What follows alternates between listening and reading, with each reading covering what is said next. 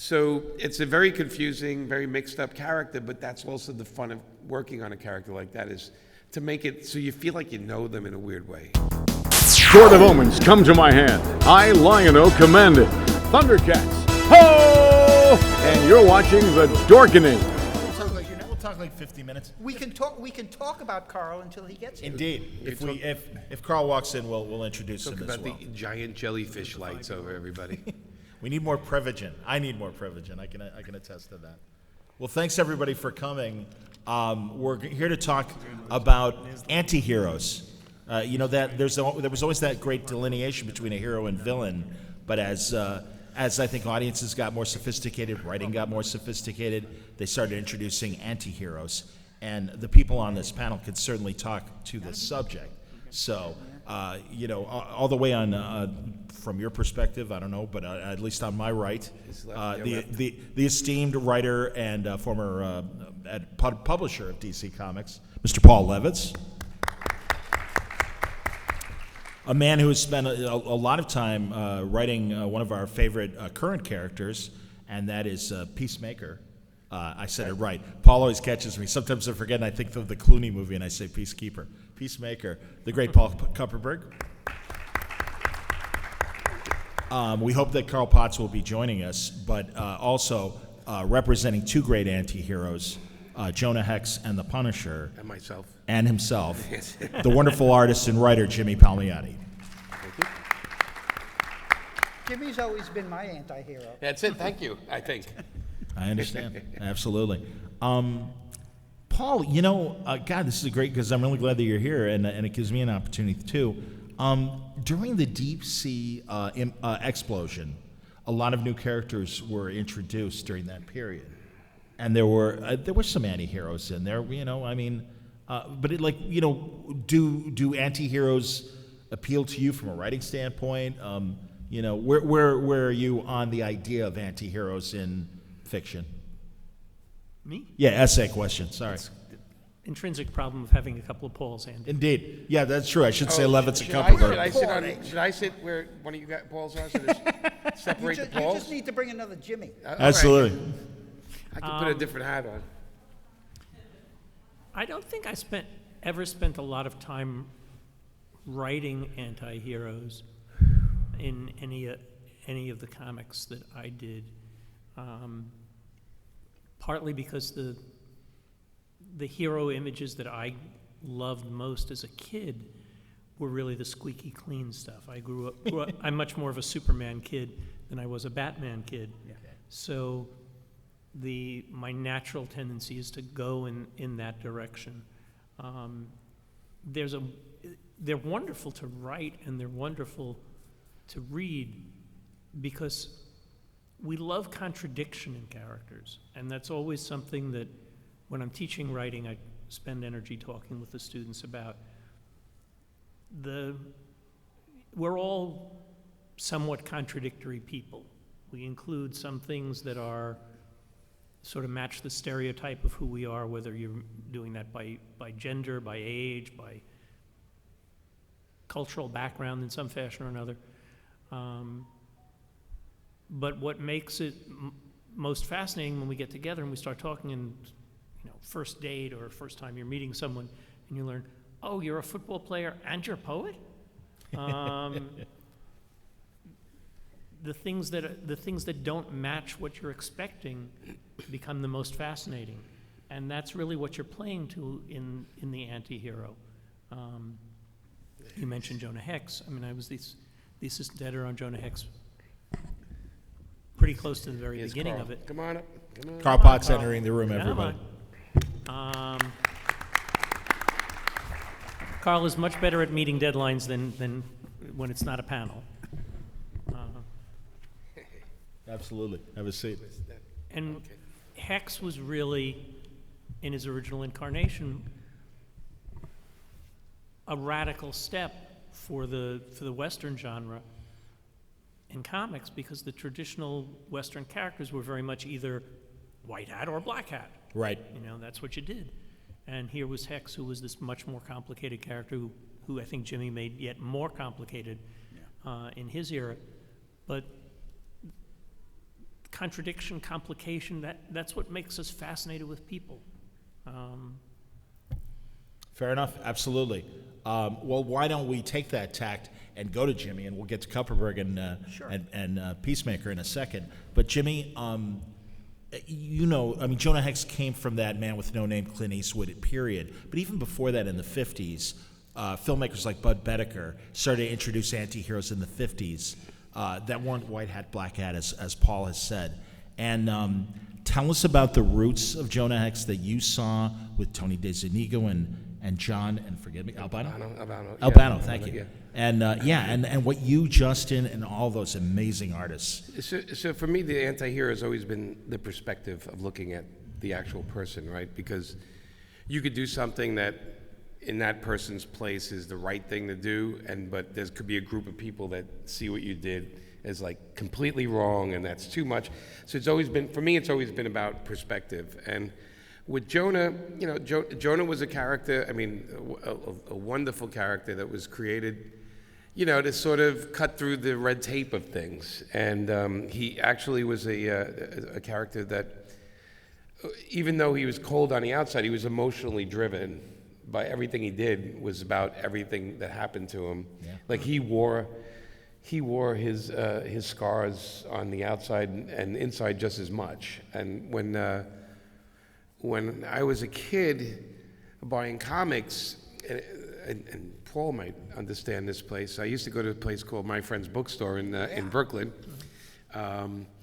And I didn't have much money, but they had on the floor, they had these boxes of comics. It was like 10 or 12 for $1. And there was hardly ever any superhero comics, and it was always horror and Jonah Hex's. And that's where I got my love for Jonah Hex. I used to want the most comics I can get for the $1. Sure. And I used to buy out of the $1 box there. And so it was a character I loved because it was sort of like and again, all of these anti-heroes, in a way, it's kind of like a wish fulfillment when writing them, in a way. It's like the things you wish the guy that cut you off in traffic, you wish you had a button on your dashboard where a missile would pop up and it would just take him out, Now, of course, the reality of it is that, you shouldn't be doing that. And I've learned when people cut you off or do anything and give you the finger, I always wave like I know them, and it freaks them out. Like Amanda always laughs because I smile and I wave and they go, oh my God, is that somebody I know? And it freaks them out. So you should try it. But it's always been like a lot of the anti-heroes have always been either misunderstood and, or again, it's perspective driven, but it is wish fulfillment characters. And yeah, Jonah was one that was just a fantastic character. I would write him again tomorrow. I just love the character. There's so much to explore. And I'm like Paul. I grew up, though, with Superman. Superman was my favorite, one of my favorite characters. And, of course, he did no wrong. He would, even when he was wrong, he was trying to do the right thing. And, again, perspective, right? Sure. Because even though he saved the day, he might have dropped a half a building on somebody a block away. And then that whole family can't stand him because of Superman, my family died. So that's like comics in the 80s after, is like the after effects of, and that's how a lot of anti-heroes came later. But back to Jonah, I just think, again, on the surface, an interesting character, but as you got deeper, you realize that there was a reason for things, and I don't know. They're fun to write because they're as complicated as people really are. Absolutely. Yeah, you're not really dealing with, as Levitz said, black and white. All right, and I'll refer to them as Levitz and Kupperberg. I use Superman as an example. If you had superpowers, would you spend all day being Superman? That's really difficult, especially a guy like me with X-ray vision. I'd be like, okay, I can't look anywhere, I can't, even we were talking about, it's funny in a conversation in a bar about if you were invisible, I'd be like, yeah, I'd be, doing stupid things. I wouldn't necessarily be fighting crime. Yeah. But anyway. That's awesome. Perspective. I love Kupperberg, the Peacemaker. Damn it. Yeah. Did it again. What I'm saying. I understand. Peacemaker was such an interesting character. It came from Charlton Comics. And when Paul got to play with these after Dick Giordano appropriated them, and forgive me if I'm getting it wrong, Levitz, as far as how DC appropriated the Charlton heroes, but this was kind of a really interesting character. Well, even I'll let you describe it, because we all know him now. I would assume everybody here are fans of the Cena Peacemaker television show on Max. Did he do something to you? Beekeeper? You want to just say beekeeper? That's Yeah, there we go. Okay, Make they get it over At with. least he's not calling him beekeeper. Yeah, Right. I'm sorry, man. I know. But no, honestly, I love it, man. By all means, utz me as much as you need to. But no, seriously, like, was there an editorial edict in terms of what to do with Peacemaker? It was go nuts. Good. Yeah. Yeah, it was. Well, just, and even your run on Vigilante Yeah. as well, another anti-hero. Well, Go you ahead. see, the thing is, again, like these guys, I grew up on superheroes. Sure. I love that stuff. I read the war stuff. I read the westerns. But Superman is my guy, and he's again unambiguous. And I loved writing Superman. But then one day, they handed me this guy without any guidelines, and said, it started with Vigilante, and Yeah. my feeling has always been, even Batman, you start putting on a mask and going out at night to fight crime, you're nuts. Right. There is no if, ands, or buts. It's whatever your motive is, you're nuts. And that's why in all of human history, no one has ever done that. Okay? For real. Think about it. So I couldn't write Vigilante as this well-intended, jurist who was trying to right wrongs. He's nuts. Yes. He goes and takes a gun and he kills the people who he couldn't send to jail. He's crazy. And once that's your where you're starting from, I think we took the character to the logical end, which was him killing himself because he couldn't live with the contradictions, which made him interesting. And Peacemaker was the same thing. It was like, all right, we need somebody to out-nuts Vigilante. And so I took this really innocuous Charlton character. I mean, Was he intended to be like a kind of Captain America sort of I character? think so. I think that's what Pat Boyette probably had in mind. Okay. I didn't know the man. I never got to speak to him about it. I never even read him talking about Chris. Yeah. But I assume he was just doing a standard, superhero thing. And, it was very innocuous. He was this guy who loved peace so much he was willing to fight for it. And it was a simple matter to just elevate it by going, he loves peace so much he's willing to kill for it, which is, what these guys do. And I found it to be a very liberating experience as a writer, not because I enjoyed the violence, but because I was actually able to write real people versus, the guys in costumes. Once I got Vigilante, there were very few costumes in it. It was mostly the street level stuff. Yep. Because, when you start doing that type of story, going back to Superman with him rescuing kittens from a tree, it's just a little like, well, that's pretty lame, And Superman is a very difficult character because he can do anything. But if he can do anything, then every story has to end on page 2, panel 2. Right? Panel 1, set up the crime. Panel 2, there's a blur lines. And panel 3, they're in jail and Superman's standing there going, ha ha. So, same with the Flash. So, but if you take them literally, they're impossible to write. But these guys you can take literally and find a way in and relate to them on a realistic level. Carl, And I'm psychotic. I'll let Levitz move the microphone over to Carl because I do want you to speak in the microphone. Carl, you were working on The Punisher at many times, but also really, I think, at his high point of popularity. And just give us initially your thoughts on another character like Peacekeeper who believes in his mission so much he's willing to kill to fix this. I had a take on the character, whether it was a book I was editing or writing, that I felt that this was somebody who had lost their family in a terrible crime that by people who seemed to be beyond the law. And he felt extremely guilty for surviving and for not protecting his family. And so I think consciously he was going after these violent criminals that the law couldn't seem to touch to hopefully prevent that same thing from happening to others.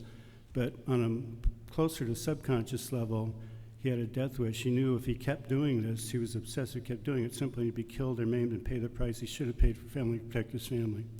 And he's that simple. He's basically a two-dimensional character, which ironically is easier to screw up than a three-dimensional character, and lots of people did prove me right many times. But I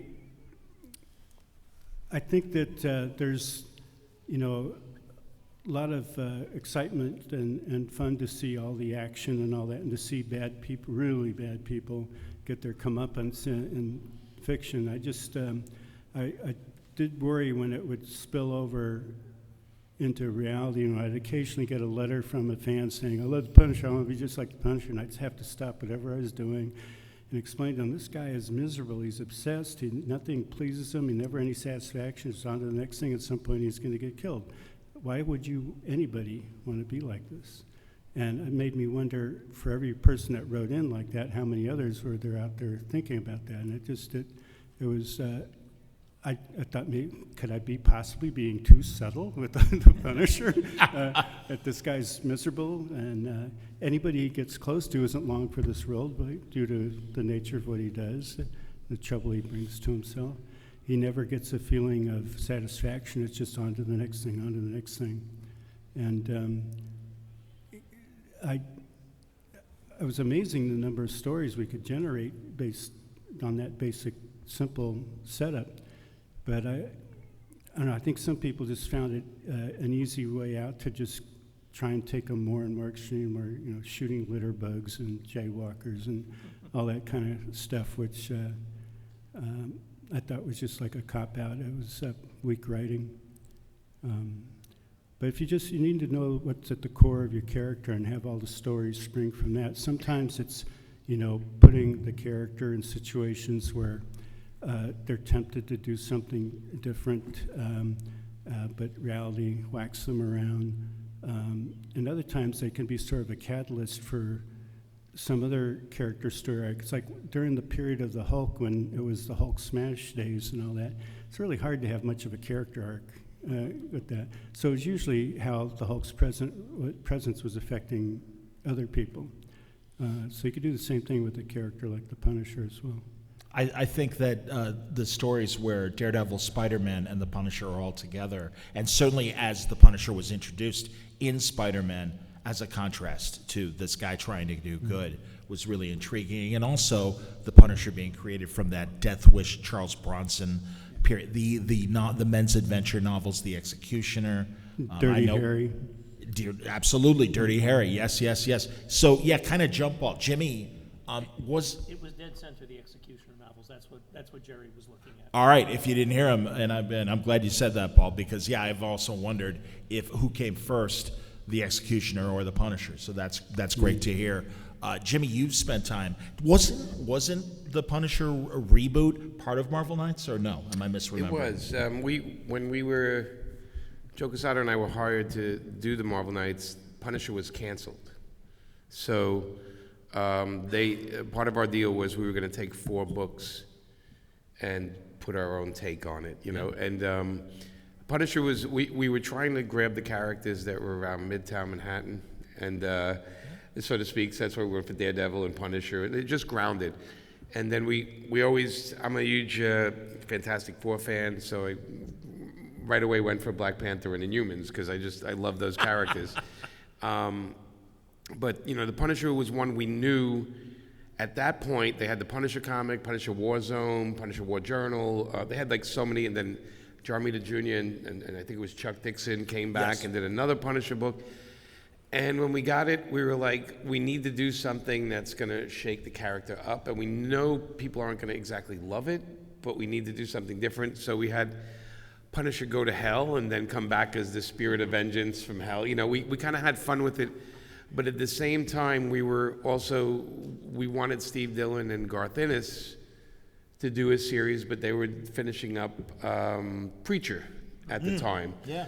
So they told us they won't be able to do anything for a year, and so we did that fun kind of devil, we did it with Bernie Wrightson and Tom Sanowski and Chris Golden, and We had some fun. It was ridiculous, and we knew it was ridiculous. And people complained about it as they bought 2 or 3 copies of every book. There was one of those books we knew that out of the 4 titles we're going to get the most crap for. But at the same time, the plan was launch a title a week, so they're going to feel like they have to buy every book we're doing. And we'll have some fun with the Punisher. And getting Bernie Wrightson on it just felt right, because it was horror-themed, Punisher. But we just felt that everything's been done, like Carl was saying, like in a way, it's amazing how many Punisher comics were out about a guy that had his family killed and just kept getting revenge over and over. It's weird because, and certainly you're probably all aware that Marvel has put the Punisher back on the shelf. And really, if they want to never do another Punisher story, that could be it. The way that, I think it was Jason Aaron that wrote it, and his wife coming back and really kind of saying, you didn't avenge us. All you did was make yourself a miserable person, a person that I don't want to deal with anymore. Is that what happened? Yeah, what a cruel way. And you'll forgive me, everybody, because I don't want to sound insensitive. I know these are weird, troubling times, but I believe in the separation of fiction and reality. Sure. And I really feel that, and again, Disney owns the character. It is Disney, and they stopped Nick Fury or Wolverine from smoking cigars, and Garth had that amazing Max, very extreme Nick Fury story that they weren't crazy about. Yeah. I have a story that's never seen print. I did a whole series with Punisher, where he gets sick of the drug cartel, so he goes to Mexico and goes after the cartels in Mexico. And I'm like, oh, they're never going to print this now. It's been years. Did it years ago. It is vicious and it's brutal, but I always felt that's what the character's about. Like, he's not a hero. He's like the angel of death, Yes. And everybody, seriously, again, I could talk to these guys very easily and never go to you. This is your opportunity to ask questions about the subjects we're discussing. And also, just to point out of that course. Despite the reluctance to do Punisher anymore, the anti-hero has gone mainstream. It is the mainstream hero now. Most of the superheroes have that anti-hero streak in them. Indeed. Absolutely. Even the movies have that. Harley. So Harley is all anti-hero. Harley Quinn is an anti-hero. I'm really glad you said that, Jimmy. Yes. What did he say? Harley Quinn is an anti-hero. Oh, absolutely. Yes. Yeah. Yes. So all of this. So we are in an age of anti-heroes. So why Punisher is beyond the line is Well, and again, the appropriation of the symbol by some bad actors during while the world's been on fire during COVID and all these other demonstrations and stuff. I get it, but by the same token, it's like, this is nothing new, anti-heroes. And I would have done the whole story where Punisher goes after the guys that are using his logo. I'm sorry, I'm the guy that would have wrote that. You see, by the way, brilliant. I would have used another name. I would have used another name, but I would have done it, No. The Punisher goes after trademark infringement. Yeah, trademark infringement. That's you ripped off worthy Louis of that. Vuitton. That's right. And Paul, because I'm so glad, Paul Levitz, I'm glad you're on this panel, because regarding Paul Kupperberg's Vigilante, I am fascinated because, again, it ends dark. Vigilante kills himself at the end of this series. And I remember 35 years ago being blown away, and in a very appreciative, energized, this is really, Kupperberg, great fiction. Thank you. From an editorial and management standpoint, because I also remember beyond the story itself, like a 2-page postscript from Paul Kupperberg saying, we know this is tough. We really felt, and again, forgive me if I'm misrepresenting you, Kupperberg, but... Well, Gold wrote that piece, I think. Oh, excuse me, Mike Gold, the editor, sure. But, or somebody. Yes, I'm Yeah, curious please, too. Like, did Mr. it ever Levitz, get yeah. to the 7th floor? Damned if I remember. What I think, it's a piece of the comics that we grew up on. All of us are of a generation.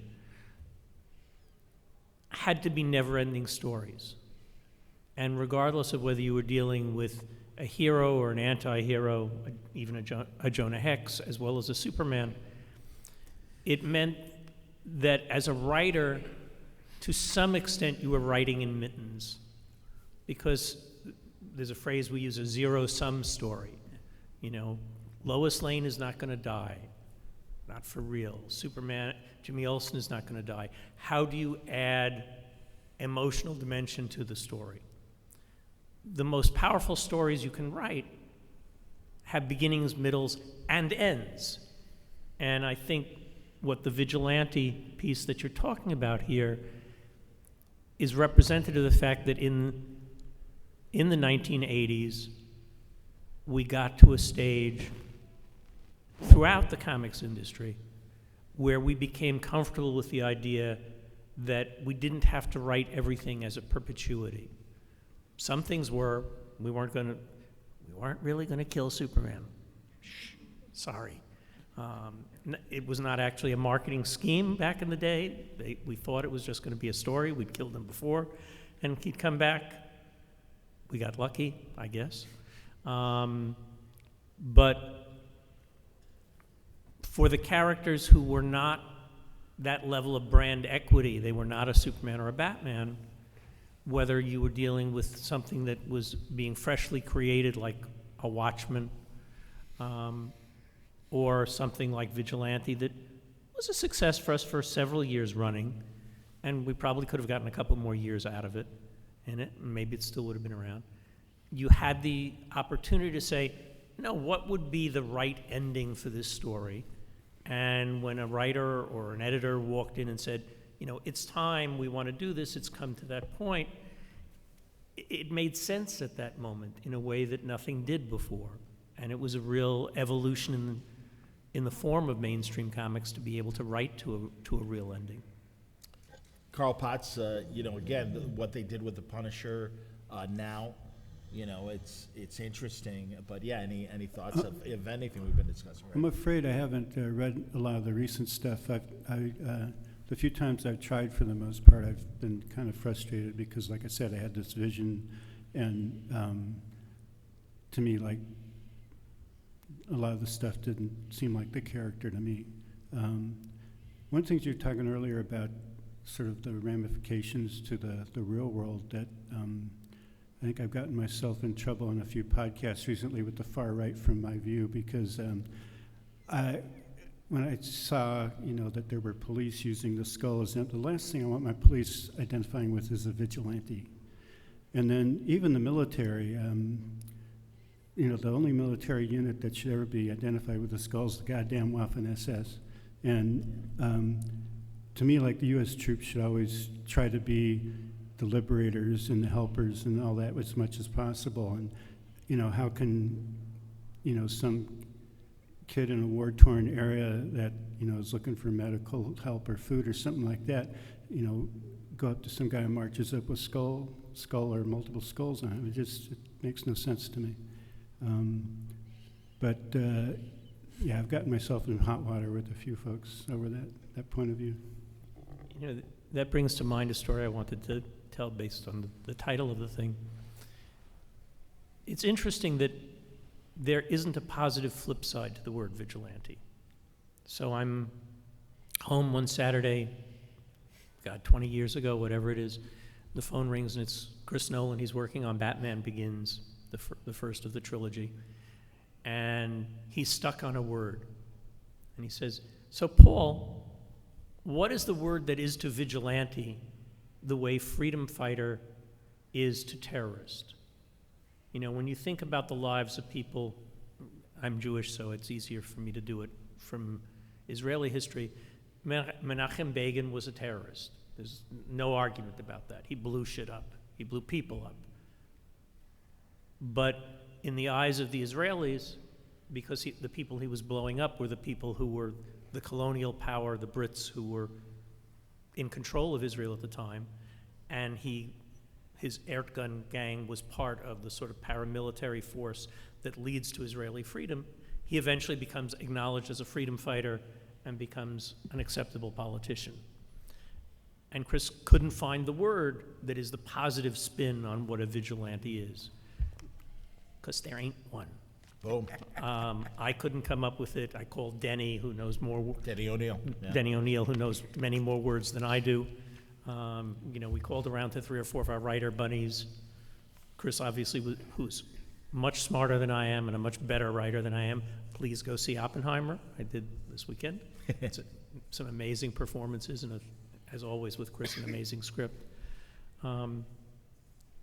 We don't have a positive spin for it. Well, there shouldn't be.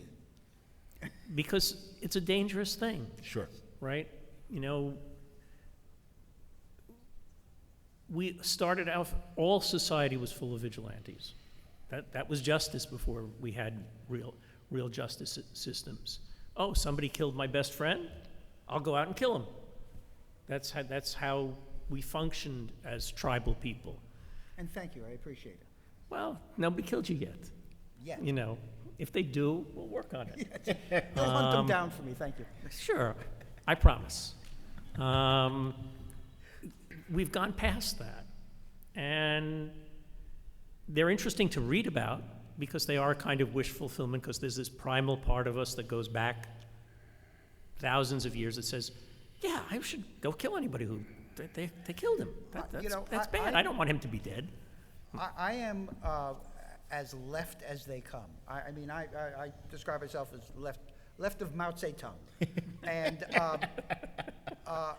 when I remember seeing Death Wish, the Charles Bronson movie, when it first came out, and I was in the theater cheering until I realized what I was cheering. And it's a type of thing, because it is so visceral, that you can't help but go, yeah, get that son of a bitch. And then you go, oh, wait a minute. He just blew his head off because he took my wallet. That's not a fair, But, and when I wrote the characters, I had to restrain myself from celebrating them. You have to make it apparent that these guys are nuts and that they're acting in kind of a heroic way in their heads, but it's not heroic, it's crazy.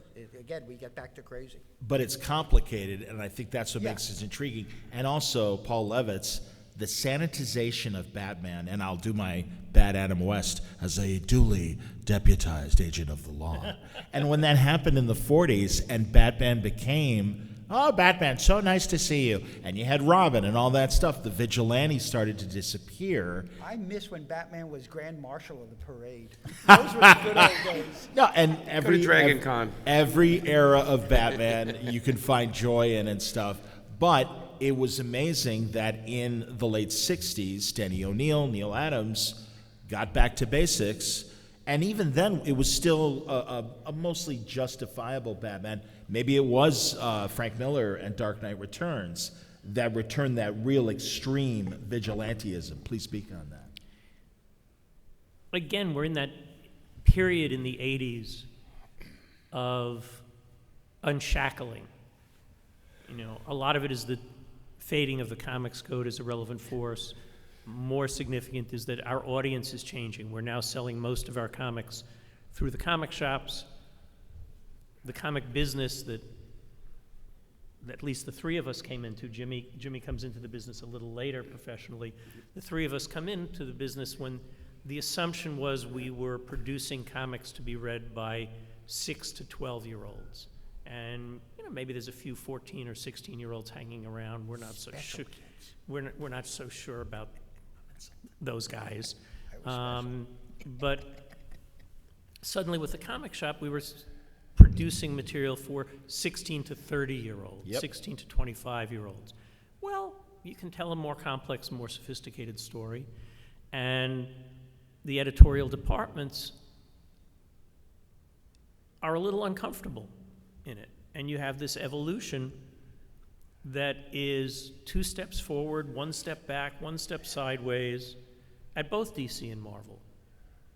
And it's a question of how we're going to judge morality. The thing I remember so vitally from Marvel that was such a big explosion was the Dark Phoenix saga, where Jim Shooter, who was the editor-in-chief, in that sense the moral judge for the company at that point, is making the judgment that, no, she's killed a whole planet of people. She must suffer, she must die in the course of it. And I don't think that's an unreasonable moral judgment.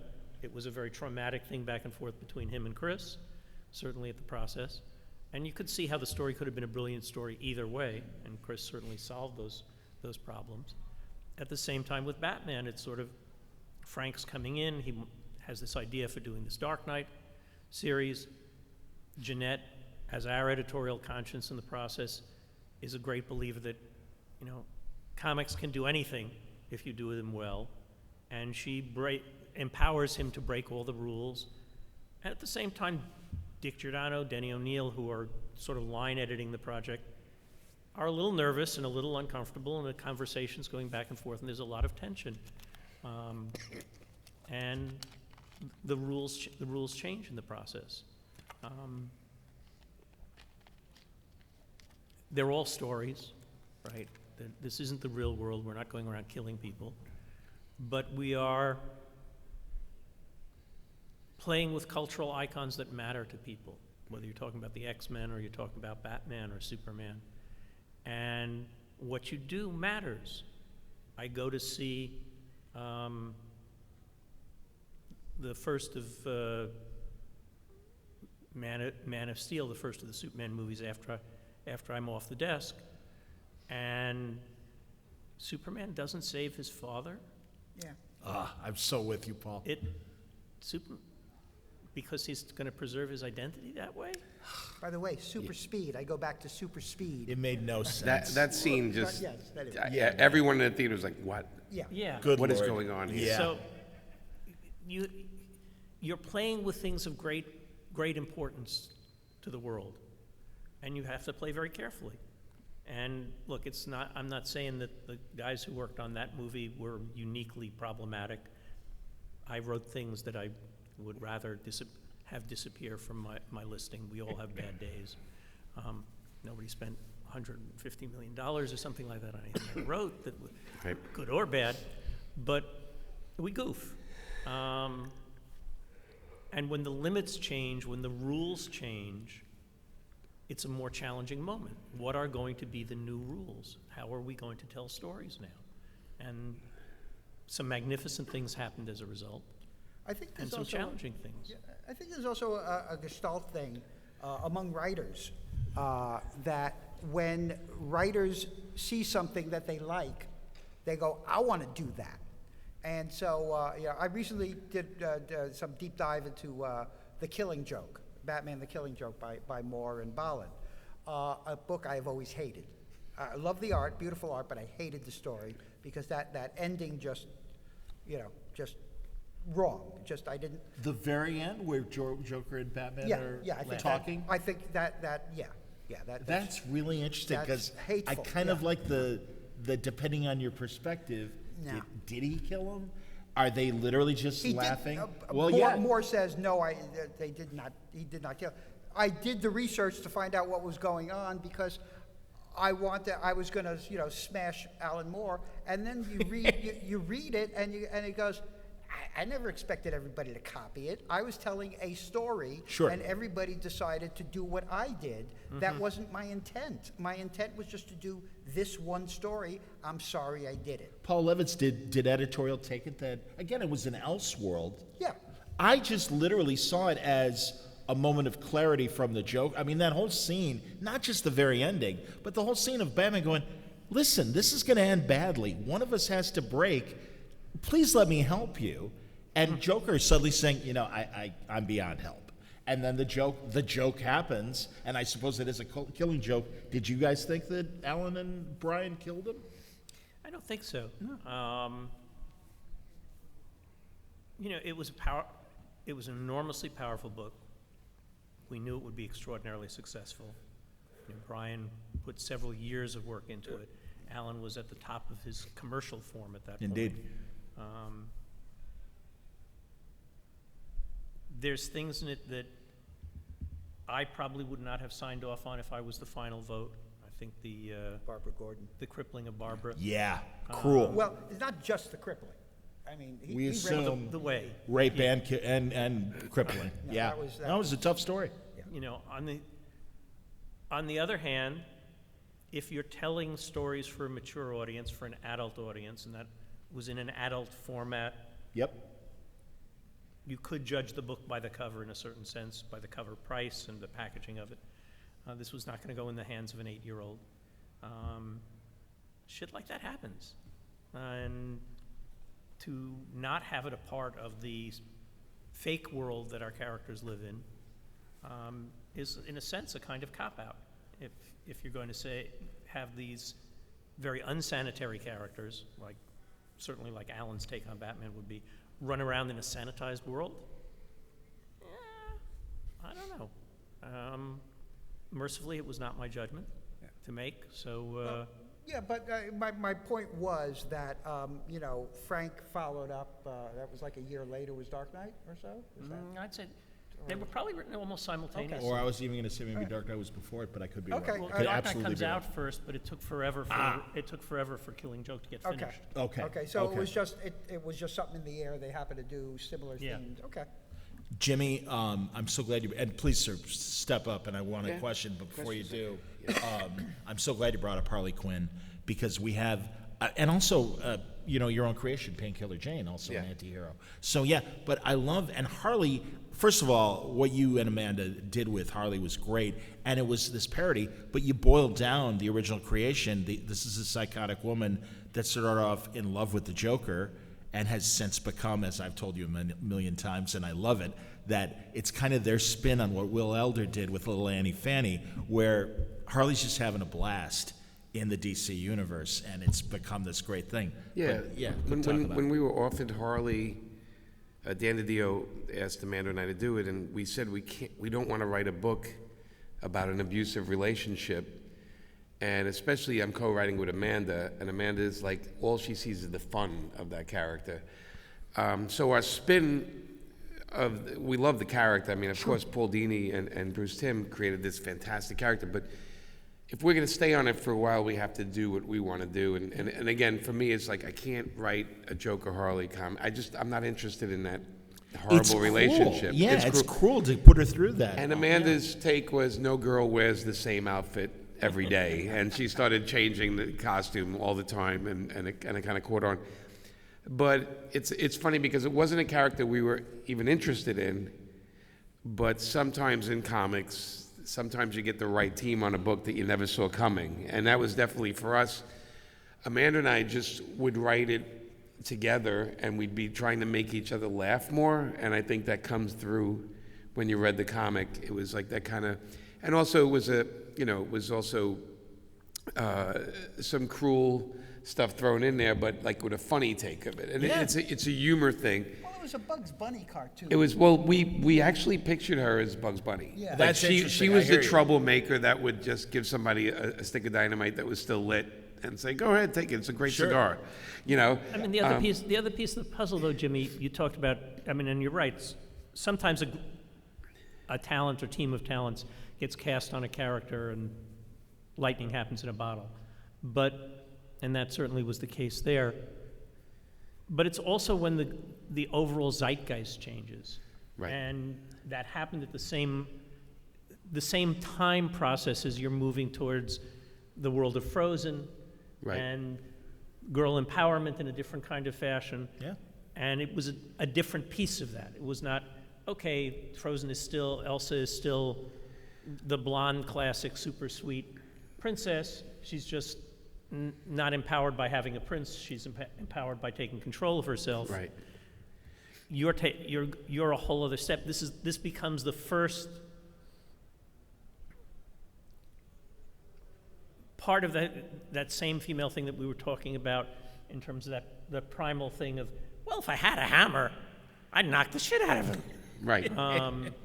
And you can imagine that there are many women in the world who have a list of men that they would have taken the hammer to if it was a legitimate thing to do. And they had look the like hammer in their nails. hand. We look like nails to some women. They need to be hammered. That possibly includes those of us sitting up here on the panel who would have been victims too. I'm not saying that we were all perfect either. But suddenly this was a moment of, oh, she can do that. That's so cool. I wish I had one of those giant hammers. I have my list. Maybe next week. Can I send away for it? And suddenly you have all these girls showing up in cosplay with Daddy's Little Monster shirts on. And it's a moment. And Yeah, it was definitely, and a lot of it has to do with Amanda, right? Because Amanda's always been like, she's been cornered in her career as a woman in comics, and they gave her Barbie, and she did like a lot of gargoyles and Disney things, and Nice stuff.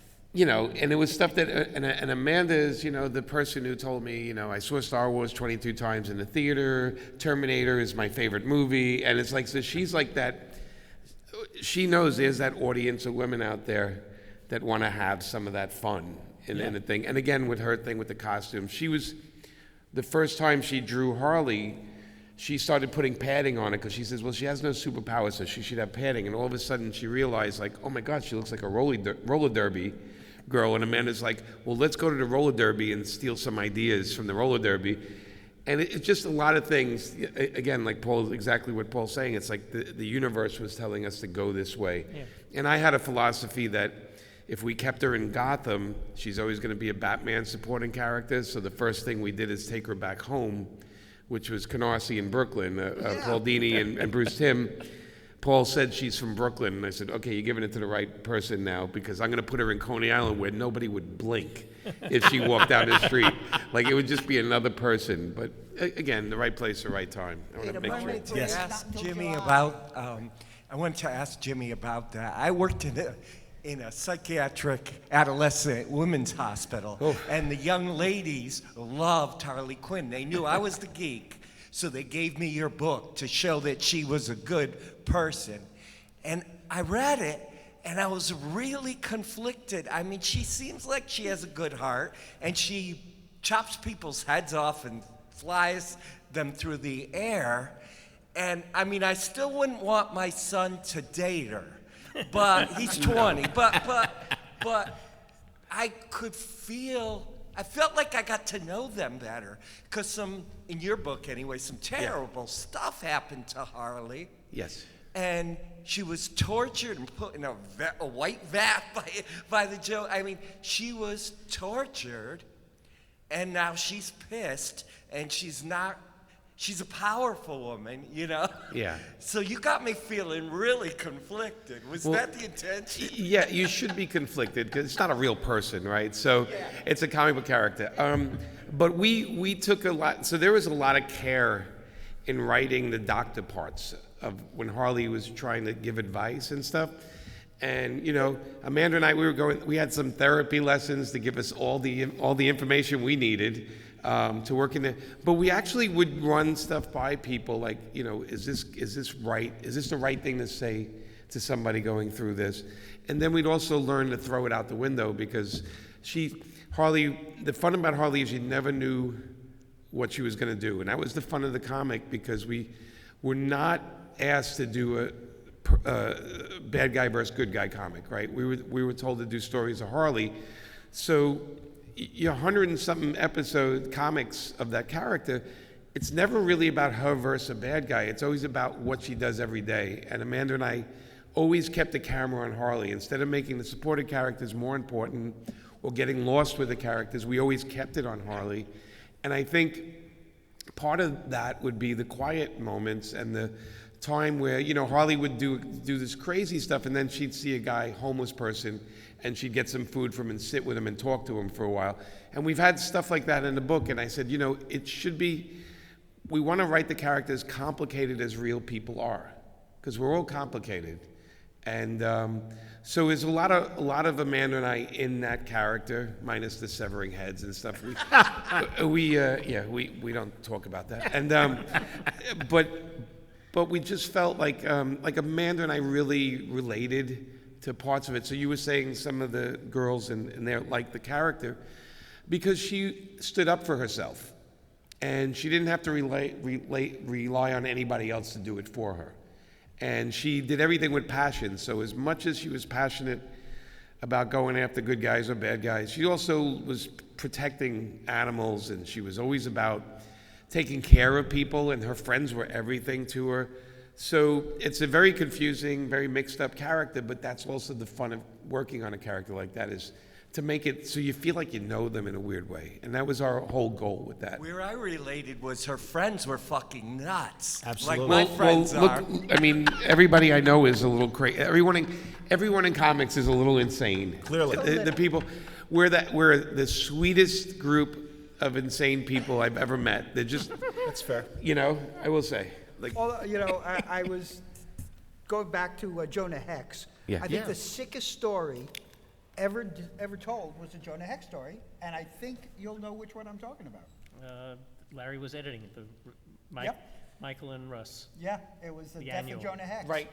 Oh, yeah. Sickest comic book story ever published, where Jonah Hex is gunned down finally, and then he's stuffed, and he's turned into a carnival attraction, and it is just a sick. If you could hunt it down, it was a Jonah Hex special.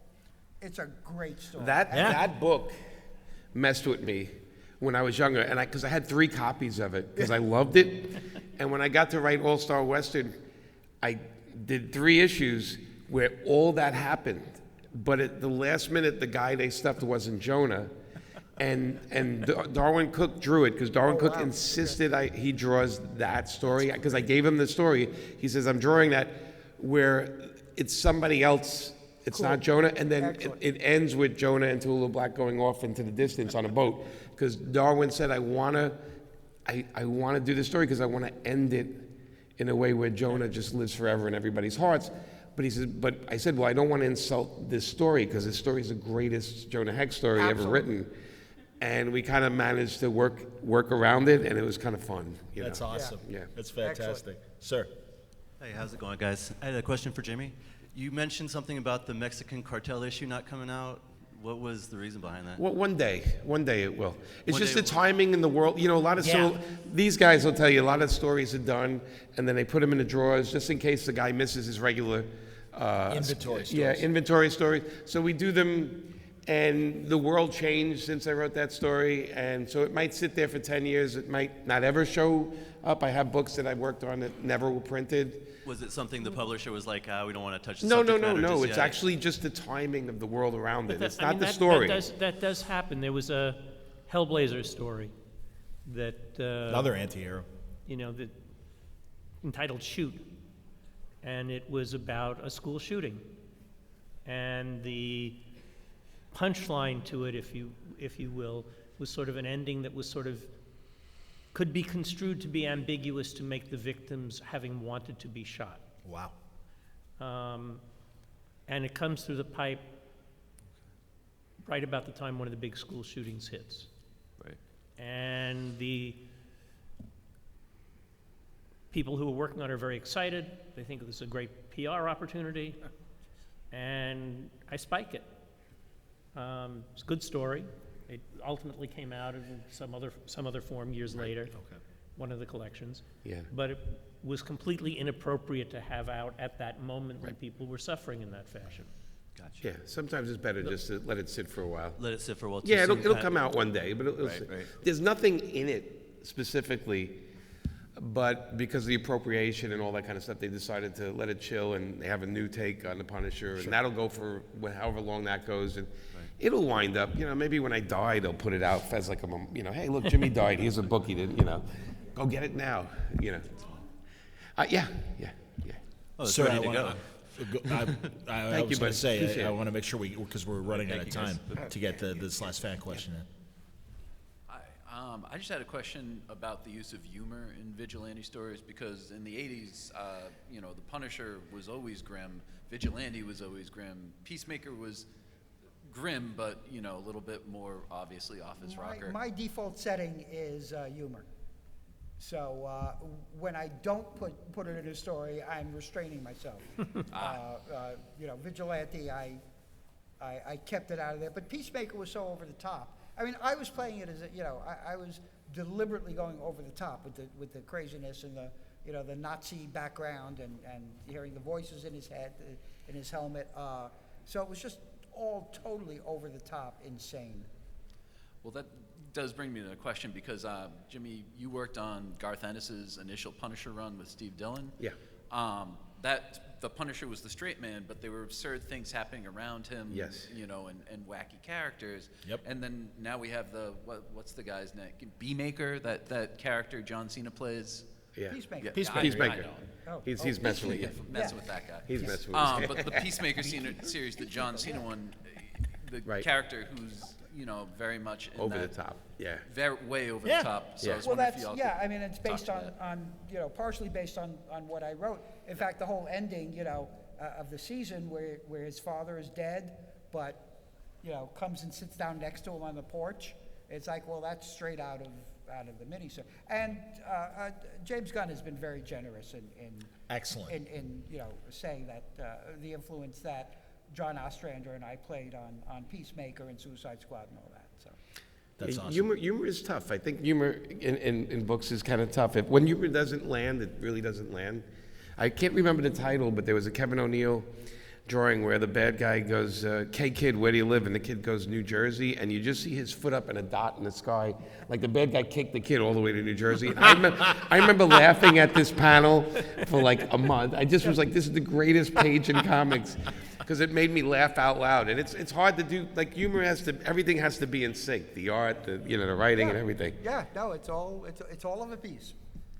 We're wrapping up, and I want everyone to acknowledge what they're currently doing. And I will say, Paul is an essential voice in that 3-part documentary about the history of DC, and you did a great job. And I'm really glad about that. You're part of that. Carl, I really hope that beyond our panel, and you'll forgive me for putting you on the spot, I would love to have you on Word Balloon for a much longer conversation about your entire career because you're amazing. Jimmy, you've got a Kickstarter going on right now, and I want you I do. It's called Trigger Girl, and it's on Kickstarter right now. It's got another week, I think. Okay. It's about a woman created by animals to fight for their rights. That's about as simple as I can say it. And it's an R-rated comic. It's And Jimmy- my Kickstarters are adult because I get to do the stuff I Yes. can't do in other places. And I want to say I admired these 3 men for so long as a comic fan, and then as working in the profession. I learned a ton from these guys. That just go and worship them accordingly out in the con. Kupperberg, you were telling me in the green room that you've got another interview book. Yeah, I'm working on another book of interviews with professionals from across the ages.